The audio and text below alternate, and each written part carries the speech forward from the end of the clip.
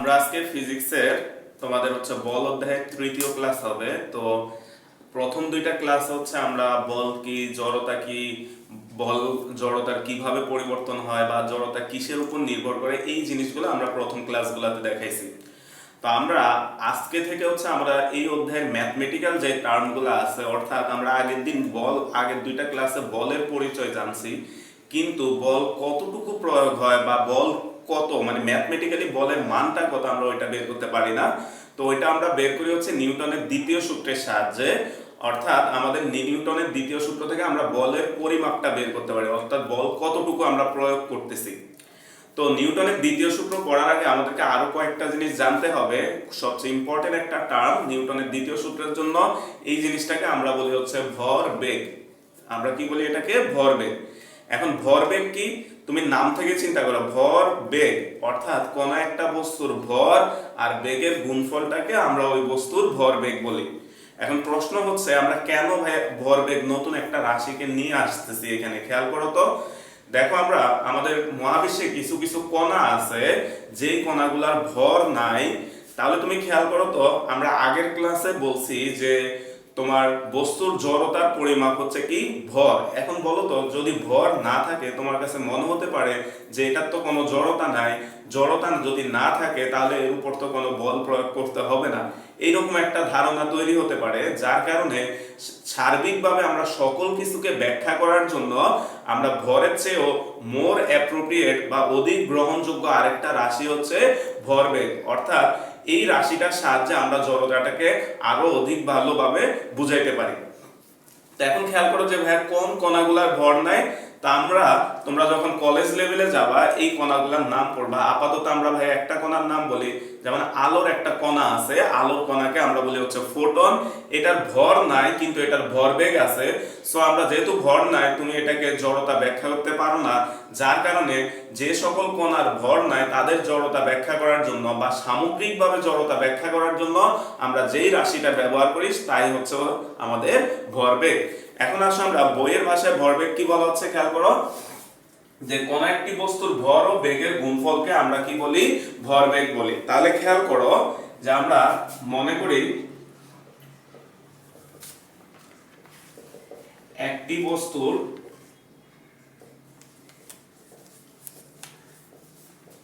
ভর সমান সমান হচ্ছে m এবং ওই বস্তুর বেগ সমান সমান হচ্ছে v। তাহলে তুমি খেয়াল করো, আমরা ধরে দিলাম একটা বস্তুর ভর হচ্ছে m এবং ওই বস্তুর বেগটা হচ্ছে v। তাহলে তুমি খেয়াল করো তো, সংজ্ঞায় কি বলছে আমাদের? ভরবেগ কি? কোন বস্তুর ভর ও বেগের গুণফল। তাহলে আমরা এখান থেকে লিখতে পারি, সুতরাং ভরবেগ খেয়াল করো, এটাকে আমরা p দ্বারা প্রকাশ করি। ভরবেগকে কি দ্বারা প্রকাশ করি? p দ্বারা। p হচ্ছে m ইনটু v। এই জিনিসটা তোমাকে মুখস্থ রাখতে হবে সূত্র হিসাবে। আমাদের ভরবেগ বের করার সূত্র হচ্ছে p mv। অর্থাৎ খেয়াল করো, বস্তুর ভর এবং বেগ এই দুইটার গুণফলটাকে আমরা ভরবেগ বলি, আর ভরবেগটাকে আমরা p দ্বারা প্রকাশ করি। তো এখন আসো আমরা ভরবেগের যদি এককটা আমরা বের করি, যে একক, খেয়াল করো তো একক কি হবে? দেখো তো ভরবেগ, এখানে দেখো এটা কি আছে বলতো? ভর। বলতো ভরের একক কি? কেজি। এইটা কি আছে? বেগ। তাহলে খেয়াল করো তো, বেগের একক কি আমরা জানি? Metre per second. তাহলে বলো তো ভরবেগের একক কত হবে? KG metre per second. তাহলে ভরবেগের একক হচ্ছে কেজি মিটার পার সেকেন্ড। এটা অবশ্যই মুখস্থ রাখতে হবে। এরপর আসো আমরা যদি মাত্রাটা যাই, মাত্রা। তো তোমরা মাত্রা বের করাটা আমরা একেবারে অধ্যায় 1 এ শিখাইছি। এই জিনিসটা মনে রাখবা, কারণ আমাদের মাত্রা বের করাটা ইম্পর্টেন্ট। বিভিন্ন রাশির তোমাকে মাত্রা বের করতে বলা হতে পারে। তো আমরা এতগুলা রাশি সবসময় বের করে দেখানো ভাইয়াদের জন্য কষ্টকর। যার কারণে তোমরা বেসিক জিনিসটা মাথায় রাখবা। আমরা একটা দুইটা যেগুলা দেখায় দিই, যাতে অন্য যে কোনোটা আসলেও তুমি মাত্রাটা বের করতে পারো। খেয়াল করো তো, আমরা যদি মাত্রা বের করি, এইখান থেকে খেয়াল করো, আমরা ভরবেগ সমান সমান, দেখো তো আমরা কি জানি? m মানে কি? বস্তুর ভর, ইনটু v মানে কি? বস্তুর বেগ। তাহলে সমান সমান ভর ইনটু বলতো বেগ। বেগ মানে তুমি কি জানো, সরণ বাই সময়, সরণের হারকে আমরা বেগ বলি। তাহলে আমরা এটাকে লিখতে পারি হচ্ছে সরণ ডিভাইডেড বাই সময়। তাহলে এবার খেয়াল করো তো আমরা এখান থেকে ভরবেগ সমান কত লিখতে পারি, যে ভরবেগ, দেখো তো ভরবেগ মানে ভর ইনটু সরণ বাই সময়। এখন তুমি খেয়াল করো তো আমরা যে তোমরা অধ্যায় 1 এ মৌলিক রাশি এবং যৌগিক রাশি পড়ছো, বলতো ভর এটা একটা মৌলিক রাশি ছিল, সরণ এটাও একটা মৌলিক রাশি ছিল, সময় এটাও একটা মৌলিক রাশি ছিল। তাহলে তুমি খেয়াল করো তো ভরবেগ এটা কি কোনো মৌলিক রাশি কিনা? অবশ্যই না, কারণ কি ভরবেগটা তিনটা মৌলিক রাশির সমন্বয়ে কি হচ্ছে, ভরবেগ রাশিটা গঠিত হচ্ছে। তাহলে বলো তো ভরবেগ এটা তোমার মৌলিক রাশি নাকি লব্ধ রাশি বা যৌগিক রাশি? তাহলে ভরবেগ অবশ্যই একটা কি রাশি, যৌগিক রাশি বা লব্ধ রাশি। তো এই জিনিসটাও আমাদের ইম্পর্টেন্ট, এটাও আমাদের ব্যাখ্যামূলক প্রশ্নে আসে বিভিন্ন রাশির ক্ষেত্রে, যে একটা রাশি লব্ধ রাশি এটা ব্যাখ্যা করো। সো ভাইয়া এখানে এই অধ্যায়ে একটা দুটা দেখায় দিব, বাকিগুলা তোমরা প্রসেসটা মাথায় রাখবা, সেভাবে তোমরা পরীক্ষায় অ্যানসার করবা। দেখো এখানে ভাই একটা প্রশ্ন লিখে রাখছি, এটা তোমরা এসডব্লিউ লিখবা, ভাই বুঝাই দিচ্ছি। দেখো যে ভরবেগ একটি লব্ধ রাশি ব্যাখ্যা করো, অর্থাৎ এই টাইপের যে কোনো প্রশ্নই তুমি এই প্রসেসে ব্যাখ্যা করবা, অর্থাৎ যে রাশিটা দেওয়া থাকবে রাশিটাকে তুমি হচ্ছে ভাঙাবা। তাহলে এখন তুমি খেয়াল করো তো আমরা দেখতে পাচ্ছি যে ভরবেগ এটা হচ্ছে তিনটা মৌলিক রাশির সমন্বয়ে গঠিত। সো ভরবেগ একটা কি রাশি, লব্ধ রাশি। এখন খেয়াল করো তো আমরা যদি এখানে মানগুলা বসাও, বলতো ভর এটাকে আমরা ক্যাপিটাল এম দ্বারা প্রকাশ করি, সরণ, সরণ মানে হচ্ছে দূরত্ব, দূরত্বকে আমরা এল দ্বারা প্রকাশ করি, ডিভাইডেড বাই সময়, সময় মানে হচ্ছে টি। তাহলে খেয়াল করো তো ভরবেগের মাত্রা আমরা যদি লিখি পি, তাহলে এটা আসবে হচ্ছে এম এল টি ইনভার্স 1।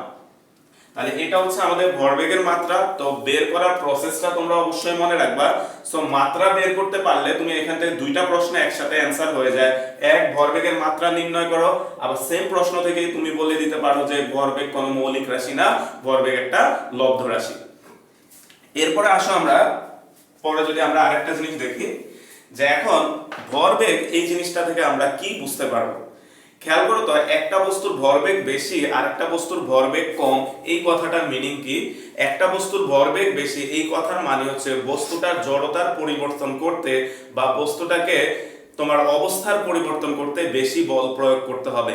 আবার ভরবেগ কম এই কথার মানে হচ্ছে বস্তুর অবস্থার পরিবর্তন করতে তোমাকে কম বল প্রয়োগ করতে হবে। তাহলে ভরবেগ বেশি বা কম এই কথা আমরা যদি কখনো দেখি আমরা বুঝবো কি, যে ওই গতিশীল বস্তুটাকে ভরবেগ বেশি মানে থামাইতে তোমার কষ্ট বেশি করতে হবে, আবার ভরবেগ কম এই কথার মানে ওই গতিশীল বস্তু বা স্থির বস্তুটার অবস্থার পরিবর্তন করতে তোমাকে কম কষ্ট করতে হবে। এরপরে আমরা আরেকটা কণার কথা কি বললাম, যে আলোক কণা, এটা কিন্তু এমসিকিউ তে আসে, যে আলোক কণার কিন্তু ভর নেই কিন্তু এর ভরবেগ আছে।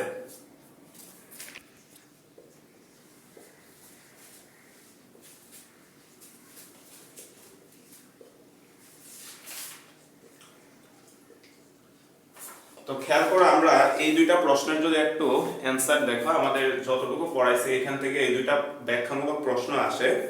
তো তোমরা খেয়াল করো প্রথম যে ব্যাখ্যাটা আছে, বলা হচ্ছে মালবাহী একটি ট্রাক ও একটি প্রাইভেট গাড়ির মধ্যে কোনটিকে থামাতে বেশি বল প্রয়োগ করতে হবে।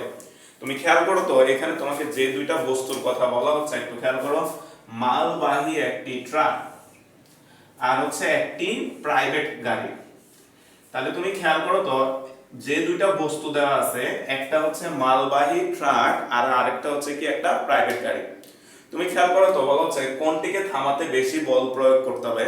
তা আমরা একটু আগে দেখলাম যে কোনটিকে থামাইতে বেশি কষ্ট করতে হয় বা কোনটিকে সহজে থামানো যায়, এটা নির্ভর করে হচ্ছে বস্তুর ভরবেগের উপর।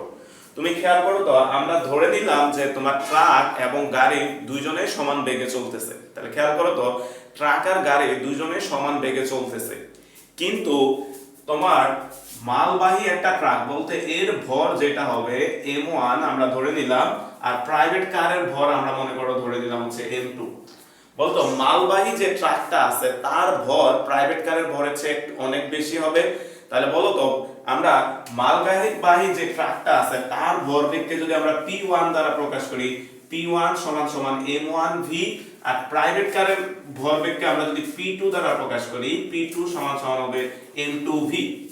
এখন তুমি খেয়াল করো তো আমাদের মালবাহী যে ট্রাকটা আছে তার ভরবেগ হচ্ছে m1v আর প্রাইভেট কারের ভরবেগ হচ্ছে m2v। এখন তুমি খেয়াল করো তো ভাইয়া, আমার m1 এর মান যদি বড় হয় অর্থাৎ বস্তুর ভর যদি অনেক বেশি হয় তাহলে তার ভর এবং বেগের গুণফলটাও কি হবে, অনেক বেশি হবে। আবার বস্তুর ভর যদি কম হয় তাহলে তার ভরবেগের গুণফলটাও কি হবে, অনেক কম হবে। কারণ কি, আমরা ধরে নিছি দুইজনে সমান বেগে গতিশীল। তাহলে তুমি খেয়াল করো তো, যেহেতু এর ভর বেশি তার ভরবেগও বেশি, তাহলে ভরবেগ যদি বেশি হয় তাহলে তাকে থামাইতে তোমাকে কষ্ট বেশি করতে হবে, তার মানে তাকে থামাইতে তোমাকে বেশি বল প্রয়োগ করতে হবে। কারণ কি, কারণ হচ্ছে মালবাহী যে ট্রাক তার ভরও বেশি, ফলে তার ভরবেগও বেশি। তো এই ব্যাখ্যামূলক প্রশ্নটা তোমরা লিখবা, ভাইয়া রাতে নোট দিয়ে দিব। এরপরে খেয়াল করো আমাদের কি বলা হচ্ছে, একটি গতিশীল টেনিস বলকে থামানোর চেয়ে একটি গতিশীল ট্রাককে থামানো কঠিন কেন? খেয়াল করো সেম আগেরটার মতোই, যে আমাদের টেনিস বল থেকে গতিশীল যে ট্রাকটা আছে তার ভরবেগ কি হবে, অনেক বেশি হবে, ফলে তাকে থামাইতে বেশি তোমার বল প্রয়োগ করতে হবে। তো আসো আমরা যতটুকু পড়াইছি এবার এখান থেকে আমরা একটা দুইটা ম্যাথ যদি দেখি। তো আমরা এখানে দেখা एग्जांपल 2 যেটা আছে, एग्जांपल 2টা ভাইয়া প্রথমে লিখছি, एग्जांपल 1 পরে লিখছি। এই অঙ্কটা একটু পড়ো, খেয়াল করো কি বলা হচ্ছে আমাদেরকে। एग्जांपल 2, আচ্ছা বলা হচ্ছে 30 মিটার পার সেকেন্ড বেগে গতিশীল তোমার 50 কেজি ভরের একটি বস্তুর ভরবেগ নির্ণয় করো। তো খেয়াল করো আমাদেরকে কি কি দেওয়া আছে, যে এখানে বস্তুর ভর m সমান সমান তোমাকে দিছে হচ্ছে 50 কেজি, তারপর হচ্ছে বস্তুর বেগ v সমান সমান দেখো তোমাকে বলছে কত, 30 মিটার পার সেকেন্ড। তোমাকে জিজ্ঞেস করছে ভরবেগ নির্ণয় করো, তাহলে হচ্ছে ভরবেগ p হচ্ছে ভর। তাহলে তুমি খেয়াল করো, তো আমরা ভরবেগের সূত্র কি জানি, আমরা জানি বস্তুর ভরবেগ p হচ্ছে mv। তাহলে খেয়াল করো যে আমরা জানি p সমান সমান হচ্ছে mv। তাহলে খেয়াল করো তো m এর মান তোমাকে বলে দিছে 50 ইনটু v এর মান তোমাকে বলে দিছে হচ্ছে 30। তাহলে দেখো আমাদের এটাকে যদি তুমি করো তাহলে আমাদের আসে হচ্ছে 1500। আর ভরবেগের একক কি, একক আমরা একটু আগে দেখছি KG metre per second, KG metre per second. তাহলে খেয়াল করো আমরা এখান থেকে লিখতে পারি, সুতরাং p 1500 KG metre per second. অতএব বস্তুটির ভরবেগ 1500 কেজি মিটার পার সেকেন্ড।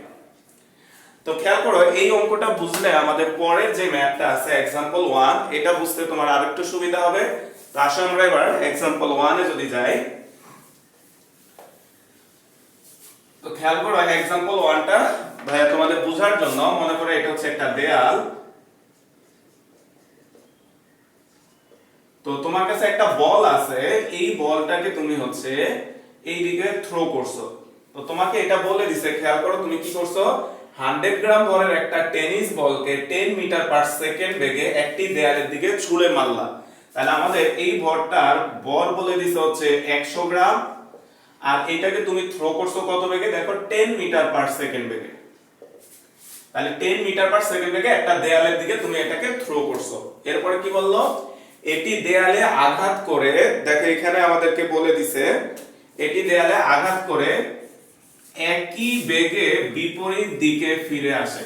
খেয়াল করো একই বেগে বিপরীত দিকে, অর্থাৎ বলটা যখন তুমি দেয়ালে ছুঁড়ে মারো, বলতে এটা দেয়ালে ড্রপ করবে, করে তোমার দিকে ফিরে আসবে। তো এই কথাটাই বলতেছে যে বলটা এখানে আঘাত করে তোমার একই বেগে বিপরীত দিকে ফিরে আসবে। তাহলে সে এই দিকে হচ্ছে 10 মিটার পার সেকেন্ড বেগে ফিরে আসতেছে। তোমাকে জিজ্ঞেস করছে বলটির ফিরে আসে, বলটির ভরবেগ না, সরি এখানে হবে ভরবেগের পরিবর্তন নির্ণয় করো। ভরবেগের পরিবর্তন নির্ণয় করো। তাহলে খেয়াল করো আমাদেরকে এখানে বলা হচ্ছে বলটির ভরবেগের পরিবর্তন নির্ণয় করো। অর্থাৎ খেয়াল করো তো এই বস্তুটার এখানেও তো ভর আছে তাই না, বলটা 100 গ্রাম। তাহলে খেয়াল করো তো এইদিকে যাওয়ার সময় তার একটা ভরবেগ আছে, আবার এইদিকে আসার সময় তার একটা ভরবেগ হচ্ছে, তাহলে ভরবেগের পরিবর্তনটা কত আমাদেরকে এটা বের করতে বলছে। খেয়াল করো তো যে আমরা যদি এখানে আসো যে যাওয়ার সময় অর্থাৎ দেয়ালের দিকে যখন যাচ্ছে ওই সময় বস্তুটার ভর কত, ভর m1 সমান সমান হচ্ছে 100 গ্রাম। তাহলে খেয়াল করো তো আমরা যদি গ্রাম দেওয়া আছে আমরা এটাকে যদি কেজিতে নিয়ে যাও তাহলে এটা কত হবে, 100 ডিভাইডেড বাই হচ্ছে 1000 কেজি। তাহলে এটাকে যদি ভাঙাও 0.01 আসবে মেবি, তাহলে এটাকে আমরা ভাঙালে আসে হচ্ছে 0.01 কেজি। এরপরে খেয়াল করো তো এটা 0.1 কেজি হয়, 0.1 কেজি। তাহলে খেয়াল করো বেগ কত দেওয়া আছে, যাওয়ার সময় বেগ আমরা v1 সমান সমান হচ্ছে 10 মিটার পার সেকেন্ড। এবার খেয়াল করো সে যখন আসতেছে তাহলে আসার সময় খেয়াল করো তো আসার সময় বস্তুর ভরের তো কোনো পরিবর্তন হবে না, বলটা ড্রপ খেয়ে চলে আসতেছে, তার মানে তার ভর আগে যা ছিল এখনো ভর তাই আছে। তাহলে হচ্ছে ভর m2 সমান সমান হচ্ছে তোমার 100 গ্রাম। তাহলে এটাকেও তুমি আগের মতো কেজিতে নিয়ে আসবে হচ্ছে 0.1 কেজি। আর খেয়াল করো আমাদের বেগ v2 সমান সমান হচ্ছে, দেখো সে কত বেগে ফিরে আসতেছে, 10 মিটার পার সেকেন্ড বেগে। তাহলে 10 মিটার পার সেকেন্ড। এখানে একটা জিনিস খেয়াল রাখবা যে আমাদের এই ম্যাথটাতে যদিও ভাইয়া বলছি যে একই বেগে ফিরে আসে, তো এই বেগটা যে সব সময় একই হবে তা কিন্তু না, পরীক্ষায় এই বেগটা চেঞ্জও হয়ে আসতে পারে। যে সে 10 মিটার পার সেকেন্ড বেগে তুমি থ্রো করছো, সে হচ্ছে 8 মিটার পার সেকেন্ড বেগে ফিরে আসতেছে, তাহলে এখানে কিন্তু 8 হবে। সো এই জিনিসটা খেয়াল রাখবা, সব সময় যে একই বেগে বলবে তা কিন্তু না, এখানে যখন যে বেগের মান বলবে তুমি সেই বেগটা ইউজ করবা। এখন একটা জিনিস আমাদেরকে আরো ইম্পর্টেন্ট, এই জিনিসটা বলো তো, বেগ একটা ভেক্টর রাশি। খেয়াল করো কথাটা, বেগ একটা কি রাশি, ভেক্টর রাশি। তাহলে বলতো ভেক্টর রাশির মানও থাকে আবার দিকও থাকে। তো তুমি খেয়াল করো তো বলটা প্রথমে বেগ ছিল হচ্ছে ডান দিকে 10 মিটার পার সেকেন্ড। তাহলে খেয়াল করো তো আমাদের বলটা প্রথমে যাচ্ছে হচ্ছে ডান দিকে 10 মিটার পার সেকেন্ড বেগে, পরবর্তীতে বলটা খেয়াল করো তো বাম দিকে আসতেছে 10 মিটার পার সেকেন্ড বেগে। তাহলে বলো তো এই দুইটা বেগ পরস্পর বিপরীত। সো এই জিনিসটা মনে রাখবা, আমাদের সামনে অনেকগুলা ম্যাথে এটা আসবে যে কোনো ভেক্টর রাশি যদি পরস্পর বিপরীত হয় তাহলে যে কোনো একটাকে তুমি তোমার ইচ্ছা মতো যদি প্লাস ধরো, অবশ্যই আরেকটাকে কি করতে হবে, মাইনাস ধরতে হবে। তাহলে খেয়াল করো তো আমরা মনে করলাম এই যে বেগটা আছে যাওয়ার সময় সে প্লাস ডিরেকশনে যাচ্ছে ডান দিকে, তাহলে আসার সময় সে মাইনাস ডিরেকশনে আসতেছে, কারণ হচ্ছে সে বিপরীত দিকে আসতেছে। তাহলে বিপরীত কথা বুঝাইতে এখানে অবশ্যই একটা মাইনাস ব্যবহার করতে হবে। যেমন তোমাকে এই জিনিসটা এভাবেও বলতে পারতো, একটা জিনিস উত্তর দিকে যাচ্ছে ধাক্কা খেয়ে সে দক্ষিণ দিকে আসতেছে। খেয়াল করো তো উত্তর দিক এই দিকে যাচ্ছে, সে ধাক্কা খেয়ে দক্ষিণ দিকে আসতেছে, তার মানে পরস্পর বিপরীত। তাহলে পরস্পর বিপরীত কথা বুঝাইতে একটাকে প্লাস ধরলে অবশ্যই তোমাকে আরেকটাকে মাইনাস ধরতে হবে। তো এবার আসো তো আমরা যদি ভরবেগ বের করি, যে যাওয়ার সময় ভরবেগ, যাওয়ার সময় ভরবেগ আমরা ধরে নিলাম মনে করো হচ্ছে p1, আর আসার সময় ভরবেগ, আসার সময় ভরবেগ সমান সমান আমরা মনে করে দিলাম হচ্ছে p2। তাহলে খেয়াল করো তো, সুতরাং ভরবেগের পরিবর্তন যদি আমরা বের করি, ভরবেগের পরিবর্তন, তাহলে আমরা এটা যদি বের করো, খেয়াল করো তো তোমার কাছে তুমি বাজারে গেছো হচ্ছে 10 টাকা নিয়ে, তুমি যখন বাসায় আসছো তোমার পকেটে আছে হচ্ছে মনে করো 8 টাকা, তাহলে তোমার কত টাকার পরিবর্তন হলো বলো তো? আমরা একটা থেকে আরেকটা কি করি, মাইনাস করি। তাহলে ভরবেগের পরিবর্তন কত, খেয়াল করো তো, আগে ছিল p1 এখন হচ্ছে p2, তাহলে পরিবর্তন হচ্ছে p2 মাইনাস হচ্ছে p1। তাহলে খেয়াল করো তো p2 আমরা জানি বলো তো ভরবেগ p হচ্ছে mv, তাহলে p2 মানে আমরা লিখতে পারি হচ্ছে m2v2 মাইনাস p1 মানে আমরা লিখতে পারি m1v1। তাহলে দেখো তোমাকে মানগুলা দেওয়া আছে, তাহলে 0.1 ইনটু v2, v2 মানে দেখো কত, -10, মাইনাস m1 মানে হচ্ছে 0.1 ইনটু হচ্ছে v1 মানে হচ্ছে 10। তাহলে এটাকে করলে আসবে হচ্ছে -1, আর এটাকেও যদি গুণ করো ক্যালকুলেটরে তাহলে আসবে -1 সমান সমান হচ্ছে -2। তাহলে বলো তো আমাদের একক কি হবে?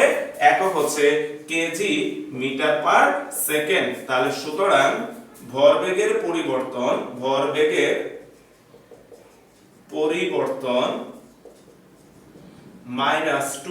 KG metre per second. তাহলে ভরবেগের পরিবর্তন -2 কেজি মিটার পার সেকেন্ড। তো তুমি এটাকে চাইলে অন্যভাবেও বলতে পারো যে বস্তুটির ভরবেগ 2 কেজি মিটার পার সেকেন্ড। খেয়াল করতে এখানে মাইনাস আসছে, এই কথার মানে হচ্ছে তার ভরবেগ 2 কেজি মিটার পার সেকেন্ড হ্রাস পাচ্ছে। সো তুমি চাইলে এভাবেও বলতে পারো, কিংবা ভাইয়া যেটা লিখছি এটাও লিখতে পারো যে ভরবেগের পরিবর্তন -2 কেজি মিটার পার সেকেন্ড।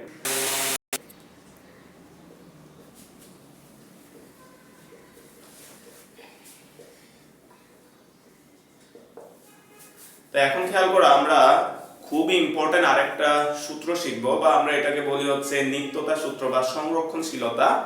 এই কথাটার মানে কি? একটা জিনিস সংরক্ষণশীলতা বা সংরক্ষণ করা, এই কথার মানে কি বলতো? যে কোন একটা বস্তুকে সংরক্ষণ করলে আমরা আগে যা ছিল বস্তুটা পরেও ঠিক ওই রকমই থাকে, এটাকে আমরা বলি হচ্ছে কি তার সংরক্ষণ। তো আমাদের এখানে একটা দেখো কি বলা হচ্ছে ভরবেগের নিত্যতা সূত্র বা সংরক্ষণ সূত্র। এটা খুবই ইম্পর্টেন্ট, পরীক্ষায় আসে 1 মার্কে তোমাদের লেখার জন্য যে ভরবেগের নিত্যতা সূত্রটি বিবৃতি করো বা লেখো। এখন তুমি খেয়াল করো এই জিনিসটা বোঝার আগে মনে করো তুমি আর তোমার ফ্রেন্ড, তোমাদের দুজনের মধ্যে কোনো একটা ব্যাপার নিয়ে কথা কাটাকাটি হলো। এখন খেয়াল করো তো একটা ব্যাপার নিয়ে তোমার এবং তোমার বন্ধুর মধ্যে একটা ব্যাপার নিয়ে ঝগড়া হলো। তো কিছুক্ষণের মধ্যে বা পরের দিন তোমার এই জিনিসটা আবার নিজেরাই কি করে ফেলো, সলভ করে তোমরা আবার আগের মতো মিলে মিশে থাকো। খেয়াল করো তো ওই ঝগড়াটা হওয়ার আগে তোমার যেরকম ফ্রেন্ডশিপ ছিল, ঝগড়া হওয়ার পরেও কিছুক্ষণ পরে আবার নিজেরাই মিলেমিশে আবার আগের মতো হয়ে যাও। তাহলে খেয়াল করো তো ঝগড়ার আগে তোমাদের দুইজনের মধ্যকার বন্ধুত্ব এবং ঝগড়ার পরের বন্ধুত্ব ঠিক একই অবস্থায় আছে। কিন্তু তুমি এবং তোমার বন্ধু পরস্পরের সাথে ঝগড়া করলা কোন একটা ব্যাপার নিয়ে। এখন যদি বাইরের কোন একজন মানুষ এসে তোমার কানে বা তোমার বন্ধুর কানে একটা কুমন্ত্রণা দেয়, অর্থাৎ তোমাদের মধ্যে ঝগড়াটাকে আরো বাড়ায় দেয়, তাহলে কিন্তু তোমরা হয়তোবা আগের অবস্থায় ফিরে যেতে পারবা না। কারণ কি? বাইরের কোন একজন এসে তোমাদের একজনের কাছে আরেকজনের নামে হচ্ছে কুমন্ত্রণা দিছে।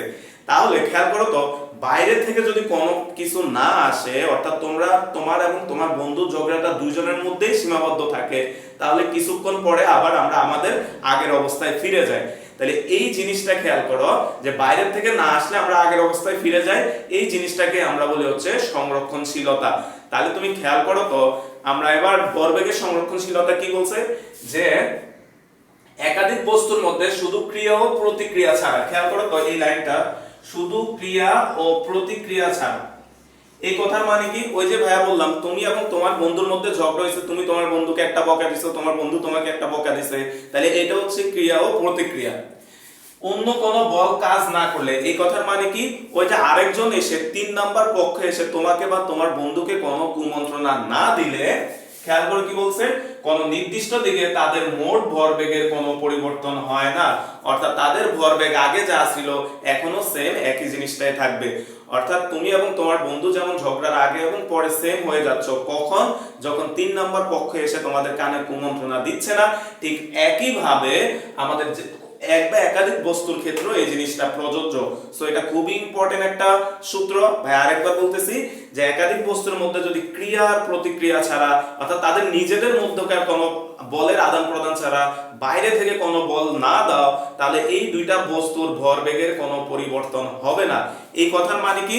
তাহলে বলতো ভরবেগের যদি কোনো পরিবর্তন না হয়, এই কথার মানে হচ্ছে ভরবেগ সর্বদা কি থাকতেছে, সেম থাকতেছে। তাহলে অর্থাৎ ভরবেগ সর্বদা সমান থাকবে। তাহলে আমরা এই জিনিসটা আমরা মাথায় রাখবা, পরীক্ষায় আসলে আমরা এই পর্যন্ত লিখবো। এটা হচ্ছে ভরবেগের নিত্যতা সূত্রটা। আর বোঝার জন্য ভাই এই জিনিসটা লিখি, এটা তোমরা মাথায় রাখবা সব সময় যে ভরবেগ সর্বদা কি থাকবে, সমান থাকবে। তো আসো আমরা এই জিনিসটা যদি একটু এবার ম্যাথমেটিক্যালি দেখাই, তো মনে করো এখানে একটা বস্তু আছে, যে বস্তুটার ভর হচ্ছে m1, সে হচ্ছে এই দিকে u1 বেগে চলতেছে। এখানে আরো একটা বস্তু আছে যার ভর হচ্ছে m2, সে এদিকে হচ্ছে মনে করো u2 বেগে চলতেছে। এবং আমরা আরেকটা জিনিস ধরে নিলাম যে u1 গ্রেটার দেন হচ্ছে u2, অর্থাৎ পিছনে যে বস্তুটা আছে তার বেগ হচ্ছে সামনের বস্তুটার বেগের চেয়ে বেশি। তাহলে বলো তো কি হবে, এই বস্তুর বেগ যদি এটার থেকে বেশি হয়, একটু পরে এসে এটা কি করবে, এটাকে ধাক্কা দিবে। তা আমরা মনে করলাম কোন একটা সময় এখানে এসে তাদের মধ্যে ধাক্কা ধাক্কি হলো, এটা হচ্ছে m1, এটা হচ্ছে m2। এই কথার মানে কি, তুমি আর তোমার বন্ধু ভালো অবস্থায় ছিলা, কিছুক্ষণ পরে তোমাদের মধ্যে ঝগড়া হলো। এখন খেয়াল করো তো, এই ঝগড়ার ফলে আমরা মনে করলাম আরো কিছু সময় পর, খেয়াল করো যে আরো কিছু ধাক্কা ধাক্কির পরে তোমরা আবার পরস্পর থেকে আগের মতো আলাদা হয়ে গেলা। আলাদা হওয়ার পরে এর বেগ হলো v1 আর এর বেগ হলো হচ্ছে v2। তাহলে খেয়াল করো তো, আমরা এই জিনিসটাতে এবার যদি যাই, খেয়াল করো এটা হচ্ছে তাদের আগের অবস্থান, এটা হচ্ছে ঝগড়া করার অবস্থান, আর এটা হচ্ছে তাদের পরের অবস্থান। তাহলে তুমি খেয়াল করো তো, আমরা ফিজিক্সের ভাষা, বইয়ের ভাষা এটাকে বলি হচ্ছে দুইটা বস্তুর মধ্যে সংঘর্ষ ঘটছে। তাহলে বলো তো, ভরবেগের নিত্যতা সূত্র তোমাকে বলা হচ্ছে যে বস্তুর ভরবেগ সর্বদা কি থাকবে, সমান থাকবে, যদি বাইরে থেকে কোনো বল তাদের উপর ক্রিয়া না করে। তুমি খেয়াল করো তো, এখানে বস্তু দুইটা নিজেরা নিজেরা ধাক্কা ধাক্কি করছে, এখানে বাইরে থেকে অন্য কোনো বল আসে নাই। তাহলে বলো তো, এই ধাক্কা ধাক্কি করার আগের ভরবেগ আর করার ভরবেগ, এই দুইটা কি হবে, ভরবেগের নিত্যতা সূত্র থেকে আমরা বলতে পারি এই দুইটা অবশ্যই কি হবে, সমান হবে। তাহলে আসো আমরা যদি এবার সংঘর্ষের পূর্বে যদি বের করি, যে সংঘর্ষের পূর্বে মোট ভরবেগ,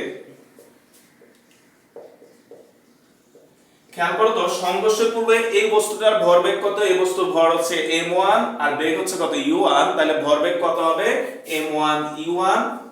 আর এই বস্তুটার ভরবেগ কত, ভর হচ্ছে m2, বেগ হচ্ছে u2। তাহলে তুমি খেয়াল করো তো, তাহলে মোট ভরবেগ কত হলো, এই দুইটার যোগফল। এবার আসো আমরা সংঘর্ষের পরে আসি। এবার তাহলে সংঘর্ষের পরে মোট ভরবেগ, তাহলে খেয়াল করো সংঘর্ষের পরে ভর কত হচ্ছে m1, প্রথম বস্তুটার বেগ হচ্ছে v1, তারপর হচ্ছে প্লাস সংঘর্ষের পরে ভর হচ্ছে m2, এটা হচ্ছে বেগ হচ্ছে v2। এখন আমাদের এখানে যে সবসময় দুইটা বস্তুই থাকবে তা কিন্তু না, তোমার একাধিক বস্তুও থাকতে পারে। তাহলে মনে করো এখানে যদি আরেকটা বস্তু থাকে, তাহলে এটা আসবে m3 u3, এখানে আসবে হচ্ছে m3 v3। তো এটা খেয়াল রাখবা, যদিও আমাদের বইয়ে দুইটা নিয়ে আলোচনা করা হয়েছে এবং তোমাদের 9 10 এ দুইটা নিয়ে আলোচনা করে, সো এই জিনিসটা মাথায় রাখবা। যদি একাধিক স্যাররা দিয়ে দেয় তাহলে আর কোন ঘাবড়ানোর কিছু নাই, তোমার এখানে জাস্ট ওইগুলা প্লাস দিয়ে দিয়ে আসবে। এখন আসো, তাহলে আমরা সংঘর্ষের পূর্বের ভরবেগ পেলাম এটা, আর ঝগড়া বা সংঘর্ষের পরের ভরবেগ পাইছো এটা। বলতো নিত্যতা সূত্রে কি বলছে, তোমার ভরবেগটা সর্বদা কি থাকবে, সেম থাকবে। তাহলে আমরা ভরবেগের নিত্যতা সূত্র হতে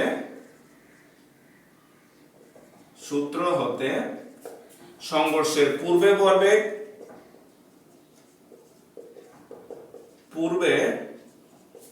ভরবেগ সমান সমান হচ্ছে সংঘর্ষের পরের ভরবেগ। সো এটাও তোমরা মুখস্থ রাখবা যে নিত্যতা সূত্রের আরেকটা ফর্ম হচ্ছে এরকম। আমরা নিত্যতা সূত্রে একটা তো বিবৃতি, পরীক্ষা আসলে ওইটাই লিখবা, আর হচ্ছে আরেকটা শর্ট ফর্ম কি মনে রাখতে বলছো ভাইয়া, ভরবেগ সর্বদা সমান। আরেকটা ফর্ম মনে রাখবো হচ্ছে এইটা, যে সংঘর্ষের পূর্বের ভরবেগ আর সংঘর্ষের পরের ভরবেগ কি সমান। এখন তুমি খেয়াল করতো সংঘর্ষের পূর্বে ভরবেগ কত, আমাদের সংঘর্ষের পূর্বে ভরবেগ হচ্ছে m1 u1 প্লাস হচ্ছে m2 u2 সমান সমান সংঘর্ষের পরের ভরবেগ কত, খেয়াল করো পরের ভরবেগ হচ্ছে m1 v1 প্লাস হচ্ছে m2 v2। সো এই যে সূত্রটা আসলো ভরবেগের নিত্যতা সূত্রের ম্যাথমেটিক্যাল ফর্ম হচ্ছে এইটা। এটা আমাদের খুবই ইম্পর্টেন্ট, আমাদের অনেকগুলা ম্যাথ এবং সিকিউ এখান থেকে আসে, যে ভরবেগের নিত্যতা সূত্র দিয়ে আমরা হচ্ছে এই জিনিসগুলা বের করতে পারবো।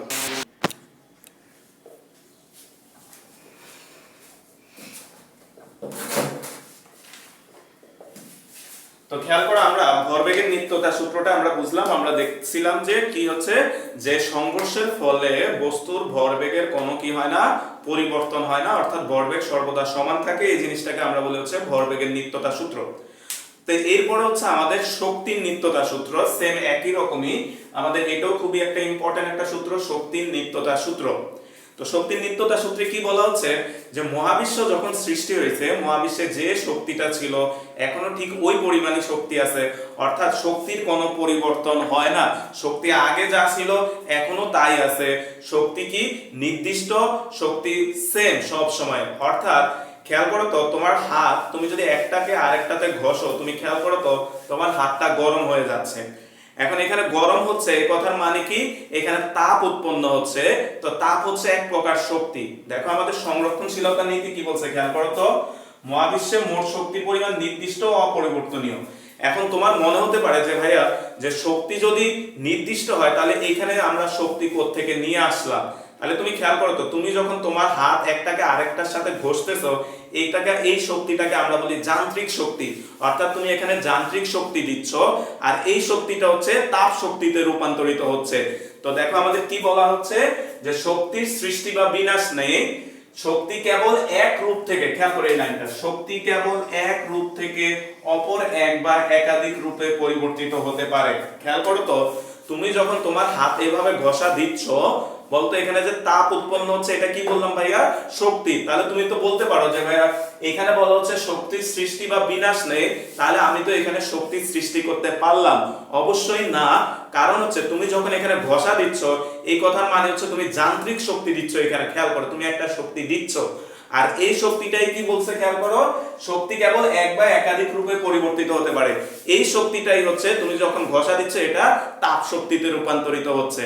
আবার তুমি খেয়াল করো তো, আমাদের আগে কিছু লাইট ছিল, বাল্ব, ওই বাল্বগুলোতে খেয়াল করো তো, তুমি যখন কারেন্টের সুইচ দাও, বাল্ব থেকে আলো বের হয় এবং তুমি বাল্বের কাছে হাত নিলে তোমার কাছে গরম লাগে। তো তুমি খেয়াল করো তো, আলো এক প্রকার শক্তি। তুমি বলতে পারো যে ভাই আমরা তো ওইখানে আলো পাচ্ছি, আবার ওইখান থেকে হিট পাচ্ছি, আরো একটা শক্তি পাচ্ছি, তাহলে আমরা কি ওইখানেও শক্তি উৎপন্ন করতে পারছি? অবশ্যই না। কারণ কি, তুমি যখন সুইচ দিচ্ছ, এই কথা মানে হচ্ছে তুমি বিদ্যুৎ শক্তি দিচ্ছ, আর ওই বিদ্যুৎ শক্তিটাকে আমরা কি বলছি, শক্তি এক বা একাধিক রূপে পরিবর্তিত হতে পারে। ওইটা হচ্ছে আলোক শক্তি এবং তাপ শক্তিতে রূপান্তরিত হচ্ছে। তারপরে তুমি খেয়াল করো তো, আমরা আমাদের বাসায় যে ইস্ত্রি আছে, তোমরা কাপড় আয়রন করে, তুমি খেয়াল করো তো, ওইখানেও তুমি দেখো যে আমরা যখন কারেন্টের সুইচ দিচ্ছ, তোমার ইস্ত্রিটা গরম হচ্ছে, এই গরম হওয়ার পরে তুমি তোমার কাপড়টাকে ইস্ত্রি করতেছো, তাহলে ওইখানেও যে তাপ উৎপন্ন হলো, এই শক্তিটা কোথা থেকে আসলো, বিদ্যুৎ শক্তি হচ্ছে তখন তাপ শক্তিতে রূপান্তরিত হচ্ছে। তো এরকম অনেক উদাহরণ আছে। তারপরে তোমরা প্রায় সময় টিভিতে শুনবা তোমার হচ্ছে কয়লা বিদ্যুৎ কেন্দ্র, তাহলে ওইখানে কি হয়, ওইখানেও খেয়াল করো, কয়লা বলতে আমরা সাধারণত কার্বনকে বুঝাই। তো কার্বন মানে হচ্ছে কি রাসায়নিক একটা শক্তি, এই শক্তিটাকে তখন আমরা হচ্ছে কয়লা বিদ্যুৎ কেন্দ্রে কি করি, রাসায়নিক শক্তিটাকে আমরা বিদ্যুৎ শক্তিতে রূপান্তরিত করি। অর্থাৎ মহাবিশ্বে শক্তি যা ছিল যখন সৃষ্টি হয়েছে এখনো তাই আছে, শক্তি শুধুমাত্র এক রূপ থেকে আরেক রূপে পরিবর্তিত হচ্ছে। সো এটাই হচ্ছে আমাদের শক্তির নিত্যতা সূত্র। তো খেয়াল করো কি বলছে, শক্তি সৃষ্টি বা বিনাশ নেই, শক্তি কেবল এক রূপ থেকে অপর এক বা একাধিক রূপে পরিবর্তিত হতে পারে। দেখো লাস্টের লাইনটা কি বলছে, মহাবিশ্বের মোট শক্তির পরিমাণ নির্দিষ্ট ও অপরিবর্তনীয়। খেয়াল করো, শক্তি নির্দিষ্ট ও অপরিবর্তনীয়, এই কথার মানে কি, খেয়াল করো তো, শক্তির কোনো পরিবর্তন হবে না। তাহলে তুমি খেয়াল করো, ভরবেগের নিত্যতা সূত্রে আমরা বলছি ভরবেগ সর্বদা সমান থাকে, এই কথার মানে হচ্ছে ভরবেগের কোনো পরিবর্তন হয় না, এই কথার মানে হচ্ছে ভরবেগ সর্বদা সমান থাকে। ঠিক একইভাবে শক্তি অপরিবর্তনীয়, এই কথার মানে কি, শক্তির কোনো পরিবর্তন হয় না, তার মানে শক্তি সর্বদা কি থাকবে, সমান থাকবে। তাহলে আমরা এখান থেকে মনে রাখার জন্য পরীক্ষায় আসলে আমরা এই পর্যন্ত লিখবা, আর আগের মতো ভাইয়া যদি লিখে দিই, অর্থাৎ শক্তি সর্বদা সমান থাকবে। তাহলে এটা আমরা ম্যাথমেটিক্যাল ইকুয়েশনের জন্য আমরা এটা মনে রাখবো যে শক্তি সর্বদা কি থাকবে, সেম থাকবে। তো এবার আসো আমরা এই ঘটনাতে এবার আমরা যদি আবার আসি, তাহলে খেয়াল করো আমরা এই ঘটনা থেকে যদি আসি, তো আমরা একটা বস্তু, এই দুটা বস্তু কি করতেছে, একে অপরের দিকে মুভ করতেছে বা গতিশীল, তাহলে গতিশীল বস্তুর যে শক্তিটা থাকে তাকে আমরা বলি হচ্ছে গতিশক্তি। তো তোমাদের একটা অধ্যায় আছে কাজ ক্ষমতা শক্তি, ওই অধ্যায়ে আমরা শক্তির ব্যাপারে বিস্তারিত পড়ব। তো এইখানে আমরা জাস্ট লিখে দিচ্ছি যে আমরা গতিশক্তিকে এভাবে প্রকাশ করি যে গতিশক্তি সমান সমান হচ্ছে হাফ ইনটু হচ্ছে বস্তুর ভর ইনটু হচ্ছে বেগ তার স্কয়ার। তো আপাতত এই সূত্রটা মুখস্থ রাখা, আমরা যখন কাজ ক্ষমতা শক্তি তোমাদের 9 10 এ আছে এই অধ্যায়টা পড়াবো তখন আমরা দেখব যে এখানে এই শক্তিটার সূত্র এটা কিভাবে আসলো। তা আসো আপাতত আমরা এটাকে নিয়ে এবার এখানে আসো। তাহলে বলো তো সংঘর্ষের পূর্বে আমরা যদি বের করি, সংঘর্ষের পূর্বে মোট গতিশক্তি, মোট গতিশক্তি সমান সমান, খেয়াল করো তো সংঘর্ষের পূর্বে মোট গতিশক্তি আমরা যদি বের করি, দেখো গতিশক্তি বের করার সূত্র কি, হাফ ইনটু বস্তুর ভর ইনটু হচ্ছে বেগের স্কয়ার, মানে বস্তুর বেগের স্কয়ার। তাহলে খেয়াল করো তো প্রথম বস্তুটার ভর কত, তাহলে সূত্রের একটা হাফ, প্রথম বস্তুটার ভর হচ্ছে m1, বেগ হচ্ছে u1 স্কয়ার। তারপরে দ্বিতীয় বস্তুটার তোমার কত, হাফ, ভর হচ্ছে m2, বেগ হচ্ছে u2 স্কয়ার। তাহলে তুমি বলছো মোট গতিশক্তি, তাহলে দুইজনের মিলে মোট কত হলো, এই দুটার যোগ। এবার খেয়াল করো আমরা সংঘর্ষের পরে যদি যাই, যে সংঘর্ষের পরে মোট গতিশক্তি সমান সমান, তো খেয়াল করো তো এই বস্তুটার ভর কত, আমাদের সূত্রের একটা হাফ, ভর হচ্ছে m1, বেগ হচ্ছে v1 স্কয়ার। তারপর সূত্রের একটা হাফ, এই বস্তুটার ভর হচ্ছে m2, বেগ হচ্ছে v2 স্কয়ার। তাহলে তুমি ব্যবহার করছো মোট গতিশক্তি, তাহলে দুইজন মিলে মোট কত হলো, এই দুইটা যোগফল। তাহলে এখন আসো আমরা শক্তির নিত্যতা সূত্র বা সংরক্ষণশীলতা সূত্র কি বলতেছে, শক্তি সর্বদা সমান থাকবে। এই কথার মানে কি, সংঘর্ষের আগে তার মোট যে শক্তি ছিল সংঘর্ষের পরেও মোট তার ঠিক একই শক্তি থাকবে। তাহলে আমরা শক্তির নিত্যতা সূত্র অনুসারে বা সংরক্ষণশীলতা সূত্র অনুসারে শক্তির নিত্যতা সূত্র অনুসারে সংঘর্ষের পূর্বের মোট গতিশক্তি, সংঘর্ষের পূর্বে মোট গতিশক্তি, গতিশক্তি সমান সমান সংঘর্ষের পরে মোট গতিশক্তি, সংঘর্ষের পরে মোট গতিশক্তি।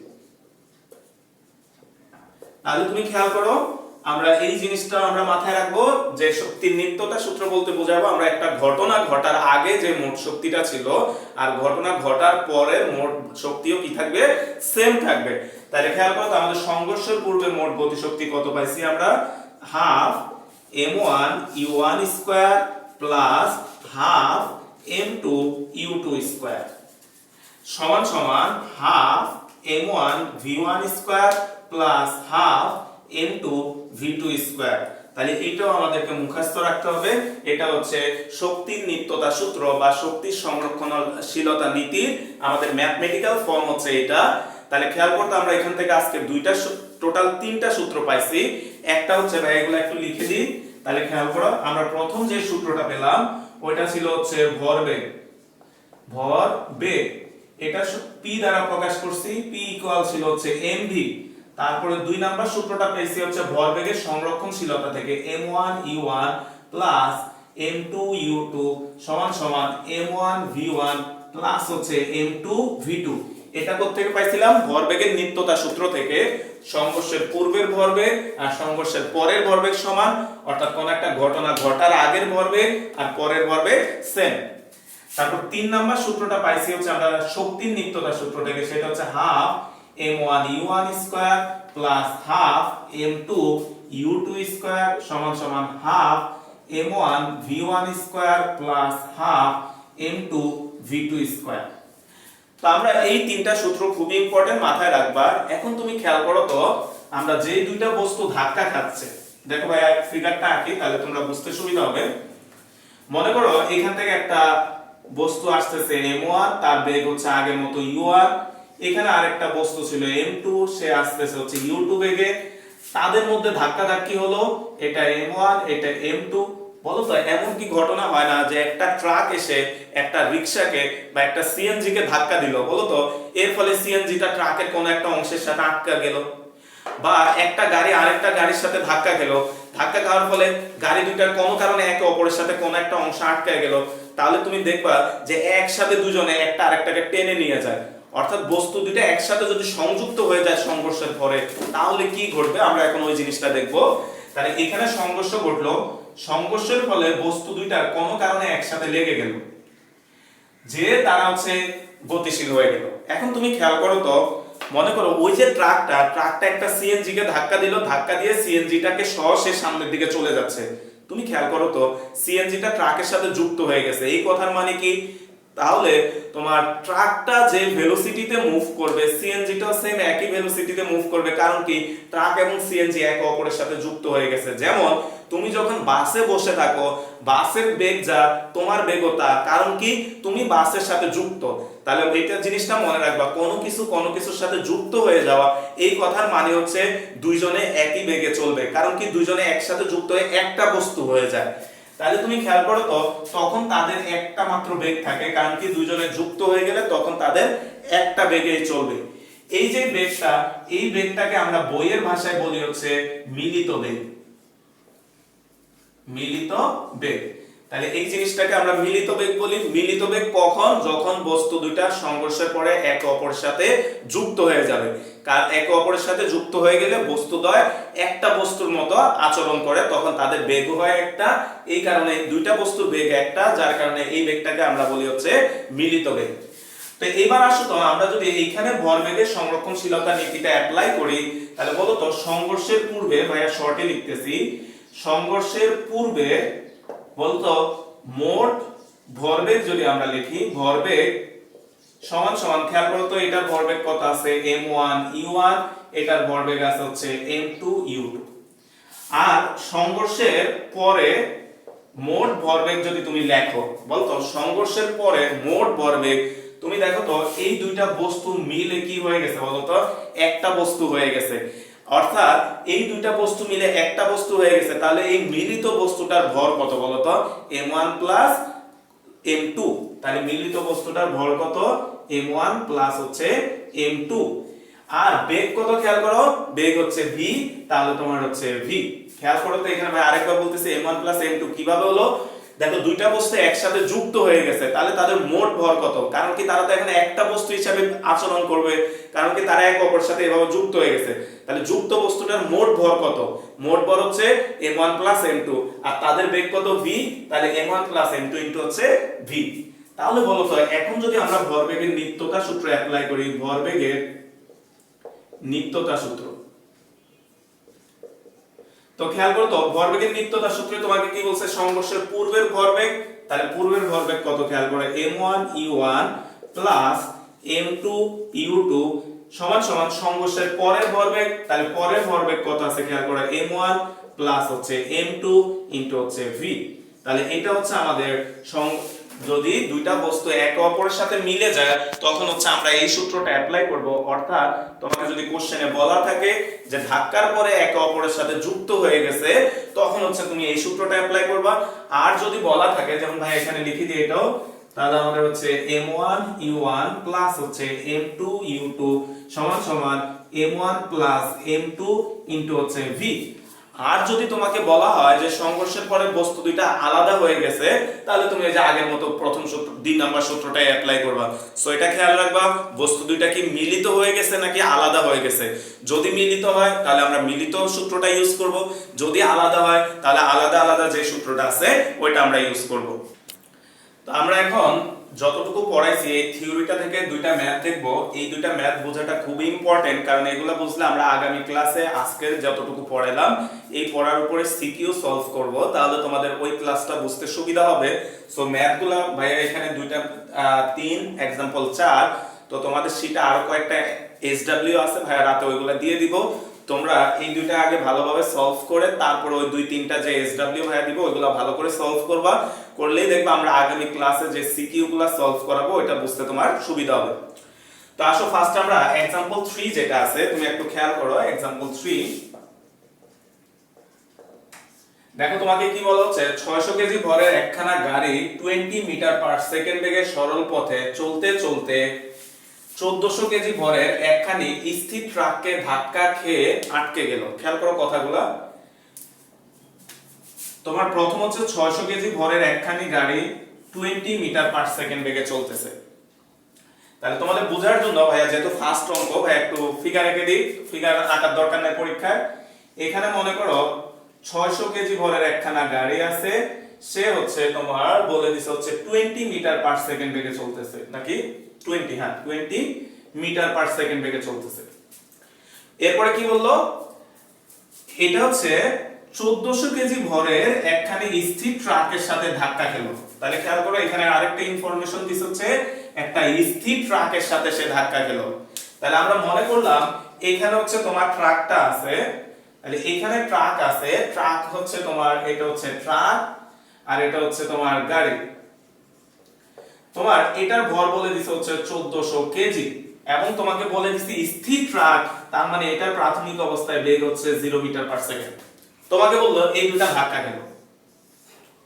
ধাক্কা খাওয়ার পরে দেখো এখানে আরেকটা ইম্পর্টেন্ট লাইন বলছে, দেখো আটকে গেল। বলতো আটকে গেল এই কথার মানে কি, ট্রাক এবং গাড়ি একে অপরের সাথে কি হয়ে গেছে, এখন যুক্ত হয়ে গেছে। তাহলে ট্রাক এবং গাড়ি একে অপরের সাথে যুক্ত হয়ে গেল। তাহলে এটা ছিল হচ্ছে তোমার 600, এটা ছিল 1400 কেজি। এরা হচ্ছে সংঘর্ষের পরে বাইরে জায়গা না বাইরে নিচে রাখলাম, একে অপরের সাথে যুক্ত হয়ে গেল। তোমাকে বলছে গাড়ি দুটির মিলিত বেগ নির্ণয় করো, অর্থাৎ দুইটা তো এক হয়ে গেছে, তাহলে এক হয়ে তারা এখন কত বেগে মুভ করবে সেটা তোমাকে বের করতে বলছে। তাহলে তুমি খেয়াল করো তো, এখন আমরা যদি এই জিনিসগুলা লিখি তাহলে সংঘর্ষের পূর্বে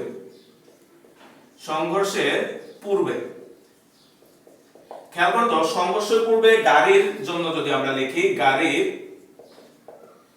ভর m1 সমান সমান দেখো কত দেওয়া আছে তোমাকে 600 কেজি। তারপরে হচ্ছে তোমার বেগ কত দেওয়া আছে, খেয়াল করো বেগ u1 সমান সমান হচ্ছে 20 মিটার পার সেকেন্ড। এরপর আসো আমরা ট্রাকের ক্ষেত্রে কি আছে, যে ট্রাকের জন্য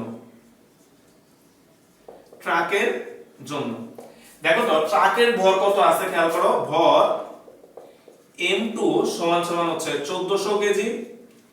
এখন ট্রাকটা তো তোমার গতিশীল ছিল না, ট্রাকটা সেই স্থির ছিল, তাহলে ট্রাকের বেগ কত, তাহলে ট্রাকের বেগ u2 সমান সমান হচ্ছে 0। তোমাকে বের করতে হচ্ছে মিলিত বেগ, তাহলে সংঘর্ষের পর মিলিত বেগ v is equal হচ্ছে what। তাহলে খেয়াল করো তো আমরা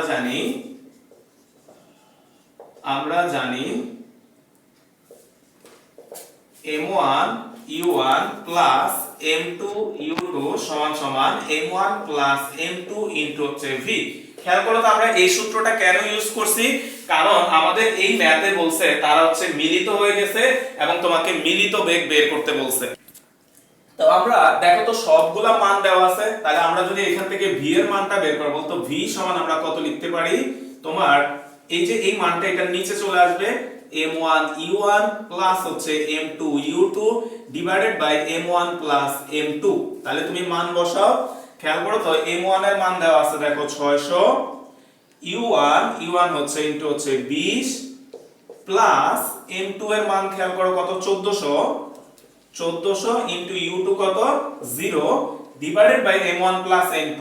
m1 হচ্ছে 600, m2 হচ্ছে 1400। তাহলে তুমি এখন খেয়াল করো তো 1400 আর 600 যদি আমরা যোগ করি তাহলে এটা আসবে হচ্ছে 2000, আর এই টার্মটা কত হয়ে যাবে 0। তাহলে এই দুইটা যদি গুণ করো 600 আর 20 গুণ করলে আসবে হচ্ছে 12000। তাহলে এখন আমরা যদি এটাকে এটা দ্বারা কাটাকাটি করো তাহলে আসবে হচ্ছে 6 মিটার পার সেকেন্ড। তাহলে তোমাকে খেয়াল করো, তোমাকে বলছে গাড়ি দুটির মিলিত বেগ নির্ণয় করো, অর্থাৎ তাহলে আমরা লিখবো অ্যানসার কি, অতএব গাড়ি দুটির মিলিত বেগ c 6 মিটার পার সেকেন্ড। এই কথার মানে কি, গাড়ি দুটো একসাথে যুক্ত হয়ে 6 মিটার পার সেকেন্ড বেগে গতিশীল হবে। এরপর আসো আমাদের एग्जांपल 4 যেটা, এটা আরো important math, very very important, এটা দিয়ে রাখবা। খেয়াল করে আসো আমরা এখন এই ম্যাথটা যদি যাই,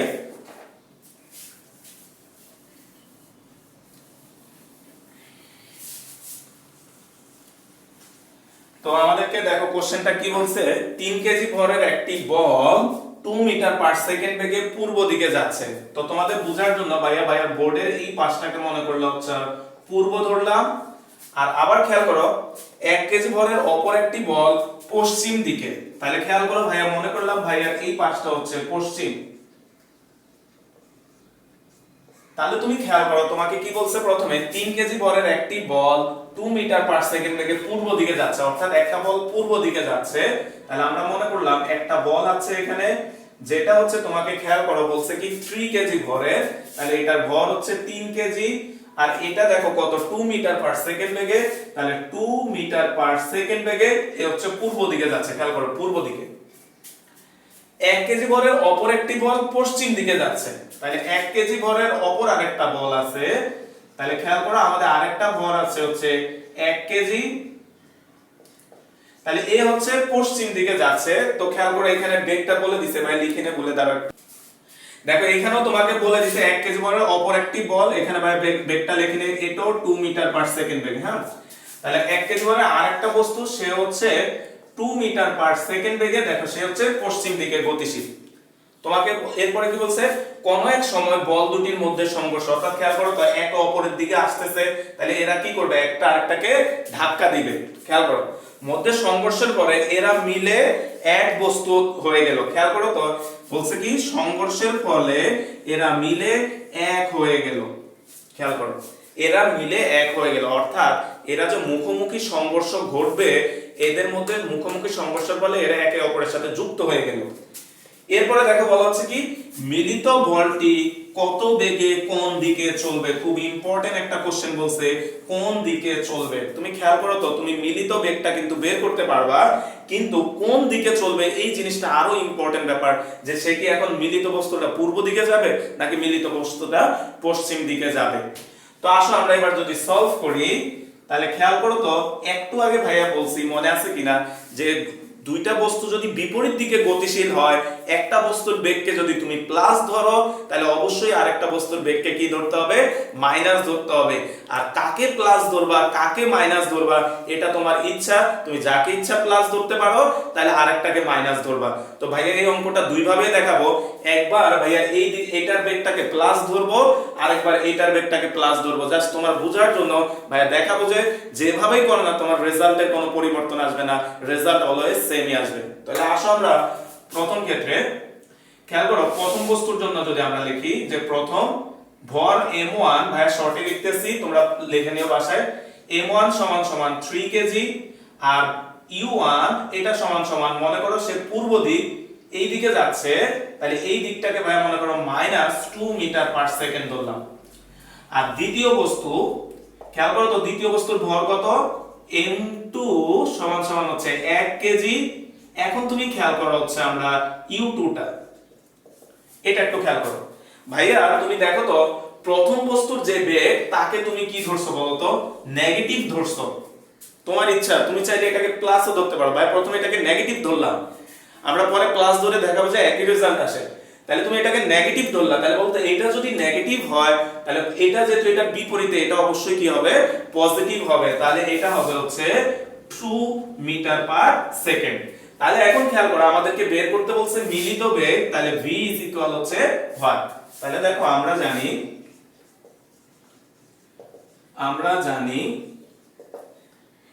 m1 u1 plus m2 u2 সমান সমান m1 প্লাস m2 ইনটু হচ্ছে v, কারণ কি বস্তু দুটো মিলিত হয়ে গেছে। তাহলে এখান থেকে আমরা আগের মতো যদি v বের করো, v সমান সমান আসবে m1 u1 plus m2 u2 divided by m1 plus m2। তো এখন খেয়াল করো তো আমরা যদি মানগুলা বসাও, দেখো আমাদের m1 এর মান হচ্ছে 3, u1 মানে কত দেখো -2 প্লাস m2 হচ্ছে 1 আর u2 হচ্ছে 2। Divided by m1 plus m2 তাহলে হচ্ছে 3 প্লাস 1, তাহলে দেখো আমাদের উপরে আসবে 3 দুগুণে -6 প্লাস 2 4 3 একে 4, তাহলে -4 ডিভাইডেড বাই 4, তুমি কাটাকাটি করো -1 মিটার পার সেকেন্ড। তাহলে খেয়াল করো তো আমাদের মিলিত বেগের মান আসছে হচ্ছে -1 মিটার পার সেকেন্ড। এখন বলো তো আমরা যে এখানে মাইনাস ইউজ করছি, এই মাইনাসটা কি বোঝায়? কোন একটা ভেক্টরের শুরুতে মাইনাস, এই জিনিসটা হচ্ছে ভেক্টরের দিক নির্দেশ করে। অর্থাৎ ভেক্টরের শুরুতে যদি তুমি প্লাস লেখো বা মাইনাস লেখো, এই জিনিসগুলো ভেক্টরটা কি নির্দেশ করে? দিক নির্দেশ করে। এখন তুমি খেয়াল করো তো তুমি u1 এই দিকটাকে কি ধরছো বলো তো? মাইনাস ধরছো। ভাইয়া কথাটা আরেকবার বুঝো। u1 এর দিকটাকে তুমি কি ধরছো বলো তো? মাইনাস ধরছো। তুমি খেয়াল করো তো তোমার মিলিত বেগটাও কি আসছে বলো তো? মাইনাসই আসছে। তার মানে মিলিত বস্তুটা তুমি যে দিকটাকে মাইনাস ধরছো ওই দিকে গতিশীল। তাহলে খেয়াল করো তো u1 কোন দিকে গতিশীল ছিল? u1 পূর্ব দিকে গতিশীল ছিল। তাহলে তোমার মিলিত বস্তুটা 1 মিটার পার সেকেন্ড বেগে পূর্ব দিকে গতিশীল। যে ভাই মাইনাসটা কেন আমরা বলি নাই? মাইনাসটা হচ্ছে তার দিক নির্দেশ করতেছে যে সে পূর্ব দিকে গতিশীল। কারণ কি? পূর্ব দিকটাকে তুমি মাইনাস ধরছো। এবার আসো যে ভাই আমি যদি প্লাস ধরি তাহলে কি আমার রেজাল্ট পূর্ব দিকে আসবে কিনা? তো আসো আমরা এই জিনিসটাকে এবার প্লাস ধরলাম, মনে করলাম আমরা পূর্ব দিকে হচ্ছে প্লাস বেগে গতিশীল। তাহলে এই বেগটা যদি প্লাস হয় তাহলে তোমার এই বেগটা অবশ্যই কি হবে? মাইনাস হবে। তাহলে আসো আমরা এই মানগুলা কোথায় বসেছি খেয়াল করো। u1 এর মান হচ্ছে এখন কত দেখো, তাহলে +2 আর u2 এর মান হবে এখন -2। তাহলে খেয়াল করো এখানে আসবে হচ্ছে 6 প্লাসে মাইনাসে -2, তাহলে বিয়োগ করো 4। দেখো এখন রেজাল্ট আসছে হচ্ছে প্লাস। এই প্লাসটা দিলেও দিতে পারো, না দিলে সমস্যা না ভাই, তোমাদের বোঝার জন্য দিলাম। দেখো তো এখন তোমার মান আসছে হচ্ছে +1 মিটার পার সেকেন্ড। দেখো তো তুমি প্লাস কাকে ধরছো? প্লাস ধরছো হচ্ছে u1 কে। তাহলে u1 মানে প্রথম বস্তুটা দেখো পূর্ব দিকে গতিশীল, তার মানে তোমার এখনো বস্তুটা হচ্ছে পূর্ব দিকে গতিশীল হবে। সো ভাইয়া বারবার বলতেছি যে কাকে প্লাস ধরবো কাকে মাইনাস ধরবো ডাজন্ট ম্যাটার। তুমি তোমার ইচ্ছা মতো একটাকে প্লাস ধরলে, বিপরীত দিকে গতিশীল এই টাইপের বস্তুগুলোর ক্ষেত্রে অবশ্যই আরেকটাকে মাইনাস ধরতে হবে। তারপরে তোমার রেজাল্টটা দেখবা। রেজাল্ট যদি প্লাস আসে তাহলে তুমি যাকে প্লাস ধরছো বস্তুটা ওইদিকে গতিশীল হবে। প্লাস যদি রেজাল্ট যদি মাইনাস আসে তাহলে তুমি যাকে মাইনাস ধরছো মিলিত বস্তুটা ওইদিকে গতিশীল হবে। আমাদের আজকে লাস্ট অঙ্ক তোমাদের एग्जांपल 5। তো এটা তোমরা নিজেরাই পারবা, তারপর ভাই একটু দেখাই দিই। বলা হচ্ছে 10 কেজি ও 20 কেজি ভরের দুটি বস্তু, এখানে দেখো আমাদেরকে বলা হচ্ছে একই সরল রেখা বরাবর। বলতো একই সরল রেখা বরাবর, এই কথা মানে হচ্ছে তারা একই দিকে চলতেছে। কারণ কি এই জিনিসগুলো খেয়াল রাখবা, দিকটা যদি বিপরীত দিকে হয় তাহলে তোমার মাথা অবশ্যই রাখতে হবে একটা প্লাস হলে অবশ্যই আরেকটা মাইনাস হবে। সো তারা কি একই দিকে চলতেছে না বিপরীত দিকে চলতেছে, এই জিনিসটা বোঝাটা খুবই ইম্পর্টেন্ট ম্যাথের জন্য। তাহলে আমাদের একই সরল রেখা বরাবর চলতেছে। আমরা তাহলে খেয়াল করো, তোমরা ফিগার পরীক্ষা আঁকার দরকার নাই, ভাই বোঝার জন্য আঁকতেছি। একটা হচ্ছে 10 কেজি আর আরেকটা আছে হচ্ছে তোমাকে বলছে কয় কেজি, খেয়াল করো 20 কেজি। 20 কেজি তারা একই দিকে চলতেছে। তো প্রথমটার বেগ দেখো বলে দিছে 10 মিটার পার সেকেন্ড আর পরেরটার বেগ হচ্ছে 5 মিটার পার সেকেন্ড। এরপরে কি বললো, কোন এক সময় বস্তুদ্বয়ের মধ্যে সংঘর্ষের পর, তাহলে কোন এক সময় তারা বস্তুদ্বয়ের মধ্যে কি হলো? সংঘর্ষ হলো। এরপরে খেয়াল করো আমাদের কোশ্চেনটা একটু দেখো, বলা হচ্ছে প্রথম বস্তুটি 8 মিটার পার সেকেন্ড বেগে চলতে শুরু করলো, সংঘর্ষের পর দ্বিতীয় বস্তুটির বেগ কত? কোশ্চেনটা পড়ে ভাইয়াকে বলো তো বস্তু দুইটা মিলে গেছে এই কথাটা তোমাকে প্রশ্নে বলছে কিনা, বা প্রশ্ন পড়ে তুমি বলো তো বস্তু দুইটা যুক্ত হয়েছে বা মিলিত হয়েছে এরকম কোনো আইডিয়া তুমি পাও কিনা? অবশ্যই না। কারণ কি তোমাকে বলছে খেয়াল করো, প্রথম বস্তুটা 8 মিটার পার সেকেন্ড বেগে চলতে শুরু করছে। বলতে আমরা জানি যদি দুইটা একসাথে যুক্ত হয়ে যেত দুইটার বেগ তো কি থাকতো? সেম থাকতো। তাহলে যেহেতু ইন্ডিভিজুয়াল ভাবে বেগ বলে দিছে তার মানে বস্তু দুইটা এখানে কি হয় নাই? মিলিত হয় নাই। তো এটা খেয়াল রাখো ভাই, আরেকবার বলতেছি। দেখো প্রথম বস্তুটা 8 মিটার পার সেকেন্ড বেগে চলতে শুরু করলো, তাহলে প্রথম বস্তুর ইন্ডিভিজুয়াল বেগ বলে দিছে। এই কথার মানে কি বস্তু দুইটা মিলে নাই, বস্তু দুইটা কি হয়ে গেছে? আলাদা আলাদা হয়ে গেছে ধাক্কাধাক্কির পরেও। তাহলে আমাদেরকে বলে দিছে প্রথম বস্তুটা তোমার 8 মিটার পার সেকেন্ড বেগে চলতেছে, আর আমাদেরকে জিজ্ঞেস করা হচ্ছে তোমার দ্বিতীয় বস্তুটা তাহলে কত বেগে চলবে। তাহলে এটা ছিল তোমার 20 কেজি যে বস্তুটা আছে, তাহলে এইটার যে বেগ তোমাকে তার মান বের করতে বলা হয়েছে। তাহলে এখন খেয়াল করো তো, এখন আমরা কোন সূত্রটা ইউজ করব। খেয়াল করো, আমরা যদি এখানে লিখি m1 সমান সমান তোমার 10 কেজি, তারপর হচ্ছে u1 সমান সমান 10 মিটার পার সেকেন্ড। তো ভাই এটা রাফলি করতেছি, কারণ সাজায় তোমাদেরকে ভাই রাতে নোট দিব, ওইখানে আছে, বা তোমরা আগের অঙ্কগুলোর মতো সাজায় করতে পারবা। এই ক্ষেত্রে খেয়াল করো, m2 সমান সমান 20 কেজি, তারপর হচ্ছে u2 সমান সমান 5 মিটার পার সেকেন্ড, তারপর হচ্ছে m1 সমান সমান 10 কেজি, v1 সমান সমান 8 মিটার পার সেকেন্ড, তারপরে m2 সমান সমান হচ্ছে 20 কেজি। তোমাকে বের করতে বলছে দ্বিতীয় বস্তুটার বেগ v2 এর মান কত। তাহলে বলতে এখানে আমরা কোন সূত্রটা ইউজ হবে, এখানে অবশ্যই মিলিত বস্তু সূত্রটা ইউজ হবে না, কারণ কি এখানে পরস্পর আলাদা হয়ে গেছে। তাহলে আমরা জানি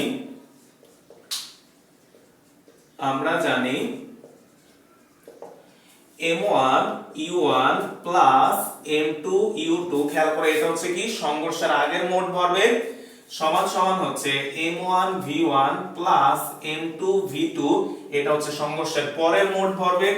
তাহলে তুমি এখানে যদি মানগুলা বসাও, m1 মানে দেখো তোমার 10 ইনটু u1 মানে হচ্ছে 10 প্লাস m2 হচ্ছে 20 আর u2 হচ্ছে 5 সমান সমান m1 হচ্ছে 10, v1 মানে হচ্ছে 8 প্লাস m2 মানে হচ্ছে 20 ইনটু হচ্ছে v2। তাহলে এখানে খেয়াল করো, তো খেয়াল করো এখানে আমরা 20 আর হচ্ছে বেগ হচ্ছে কত 5। তাহলে খেয়াল করো 10 10 এ 100 প্লাস 5 20 এ 100 সমান সমান 8 10 এ 80 প্লাস 20 v2। তাহলে এই দুইটাকে যোগ করলে কত হবে, খেয়াল করো 200, আর 80 টা এদিকে আসলে আসবে হচ্ছে -80 সমান সমান হচ্ছে 20 v2। তাহলে এখান থেকে খেয়াল করো তো 200 থেকে 80 যদি বিয়োগ করো তাহলে 120 সমান সমান 20 v2। তাহলে এখান থেকে যদি তুমি v2 এর মান বের করো 20 দ্বারা ভাগ হবে, তাহলে 120 ডিভাইডেড বাই 20, তাহলে এখানে আসবে হচ্ছে 6 মিটার পার সেকেন্ড। তাহলে তুমি খেয়াল করো তো, আমাদেরকে জিজ্ঞেস করা হচ্ছে যে দ্বিতীয় বস্তুটার বেগ কত। তাহলে দ্বিতীয় বস্তুটার বেগ হচ্ছে 6 মিটার পার সেকেন্ড। তো খেয়াল করো ভাই, আজকে যে তিনটা ম্যাথ করাইছি, তিনটা ম্যাথের মধ্যে তিনটা ইম্পর্টেন্ট জিনিস আছে ভাই, আরেকবার বলে দিই আজকে ক্লাসটা শেষ করতেছি। তাহলে তুমি খেয়াল রাখবা যে বস্তু দুইটা মিলিত হয়ে যাচ্ছে কিনা। আরেকটা ইম্পর্টেন্ট জিনিস, বস্তু দুইটা আলাদা হয়ে যাচ্ছে কিনা। তাহলে বস্তু দুইটা মিলিত যদি হয় তাহলে আমরা মিলিত বস্তুটা সূত্র ইউজ করব। বস্তু দুইটা যদি পৃথক পৃথক হয় তাহলে আমরা পৃথক পৃথক ভাই মাত্র যে অঙ্কটা করছে ওইটা অ্যাপ্লাই করব। এরপরে সবচেয়ে ইম্পর্টেন্ট যে জিনিসটা, বস্তু দুইটা কি একই দিকে চলতেছে নাকি বিপরীত দিকে চলতেছে। একই দিকে চললে আমরা নরমাল প্রসেসে অঙ্কটা করে ফেলবা, কিন্তু যদি বস্তুদ্বয় পরস্পর বিপরীত দিকে গতিশীল হয়, এরকম কোনো ইনফরমেশন দেয়া থাকে, তাহলে অবশ্যই একটা বেগকে প্লাস ধরলে আর একটা বেগকে তোমাকে মাইনাস ধরতে হবে। তো আজকের ক্লাসে এই পর্যন্তই।